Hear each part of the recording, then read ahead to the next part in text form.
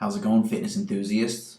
Coach Team Armed Forces Europe Brandon Lirio, as well as Infinite Lab sponsored athlete and host of First Call Out here to tell you a little bit about our 6-week transformation cycle. What it focuses on is an HST training cycle, and what that is basically a 6 weeks training cycle for hypertrophy specific training. But what is HST? HST is a very specific principle that has been used for years but was conditioned by Brian Haycock in 2000 as a way to maximize muscular hypertrophy in terms of size without reducing the efficacy of the muscle. And what you basically have to do is focus on these specific 4 principles. The first principle is known as mechanical load. And basically, this is the prerequisite for trying to grow the muscle fibers by tearing them, which is how you actually grow the fibers once they repair. The next principle we'll talk about is what's known as chronic stimulation. And what that means is continuously working the same muscle groups over and over again to maximize their growth. What we did on our training plan was work the same muscle groups Monday, Wednesday, and Friday, but only from 1 to 3 exercises per muscle group. The reason we like to do this is because the acute immunoresponses to while you're actually lifting, such as growth hormone release, cortisol release, and testosterone release, as well as estrogen balance, really can return to normal within 24 to 36 hours. After that, what you're looking for is nitrogen balance, which we'll talk about later in the dietary portion. The next principle we'll talk about is progressive load. What is progressive load? Well, progressive load is necessary on an HST training program because the muscle fibers will eventually learn to become adaptive to the weight that you're using. So, every 2 weeks, you'll go ahead and increase the weight that you're actually using on your muscle fibers. That way the adaptation is lowered and they continuously rip to maximize hypertrophy. The last principle that we'll talk about is what's known as strategic deconditioning. And this is basically an extended rest period. It's not only a recommendation, it's a requirement. After an HST style training program, your body needs the sufficient time for itself to decondition. That way it can handle the next training program, whether it be another HST style training or a military style trainer, or really any type of bulk or cutting regimen that you're going to want to put in after this. This is really an all-around type of transformation because not only are you going to be burning fat with our cardio as well as your dietary changes, but the HST is really specifically geared toward making you bigger as well as keeping how efficient you are at doing your exercises as well as your efficacy in the gym when it comes to cardio and weightlifting. Speaking in terms of specifics, you can take a look at our transformation pictures below.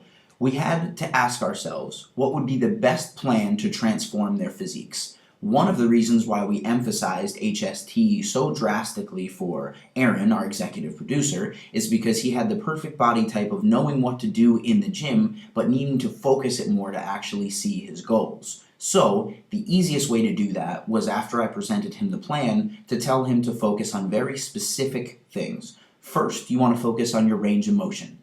During the lengthening and shortening of your muscles, the extremes of the actual motion are where you're going to be the weakest. And a lot of times, that's where people focus on not doing the movement due to uncomfortability or because that's where they feel themselves failing. Unless you have a full range of motion while you're using the weights as well as your 1 rep max calculation calculated to your 75 to 80% addition to the actual workout, you're not going to see the growth you want to see. So remember, focus on your range of motion. Next, we wanted to focus on the actual movement itself.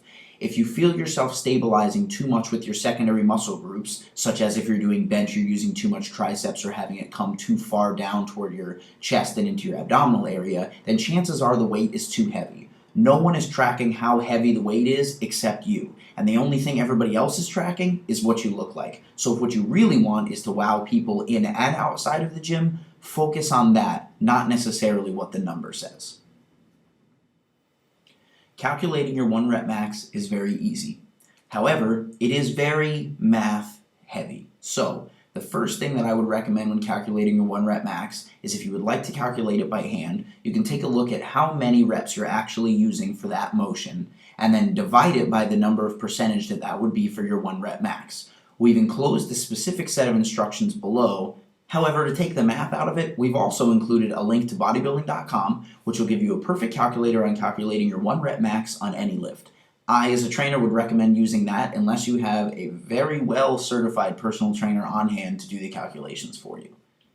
Now, we all know that there's a lot of myths and miscommunications in the fitness community. So you might be asking yourself, well, this all sounds really good, but what does the actual scientific evidence behind HST say? Well, I know personally, as using this with my clients, that it's a very well-known fact that it works. However, if you're looking for something more specific, you can check out articles and books by Brian Haycock. The University of San Diego has also done several studies on HST training, as well as the University of Connecticut. And there's also several books by Charles Ridgely that you can check out both on Amazon as well as Kindle and any of the other apps that you have that you can read books online. When it comes to starting this program, you need to take into account your skill level. Now, most of the plans that we've always written for the general public maintain a very basic level of understanding when it comes to lifting in the gym.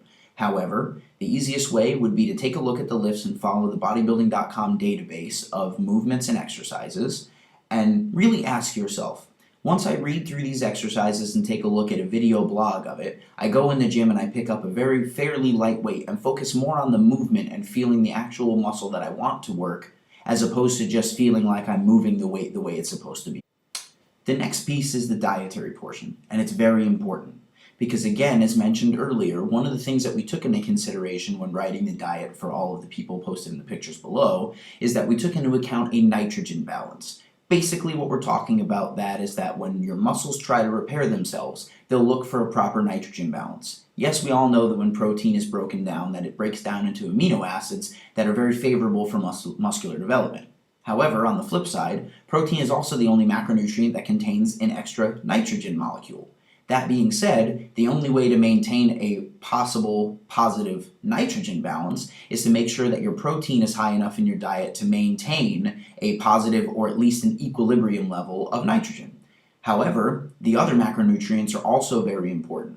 Your fats are what make up a lot of your cell fibers and make sure that you have a lot of long-term energy sources, and we all know that the carbohydrate macronutrient is very important for glycogen storage, as well as making sure that you have enough energy during the intermediate and the short-term portions of your workouts. And it also makes sure that your recovery is on par. So remember, as you calculate this diet, don't necessarily look at how much you've used in the past, because this is a very specific training regimen that you're probably not used to. So make sure that you follow the guidelines very specifically.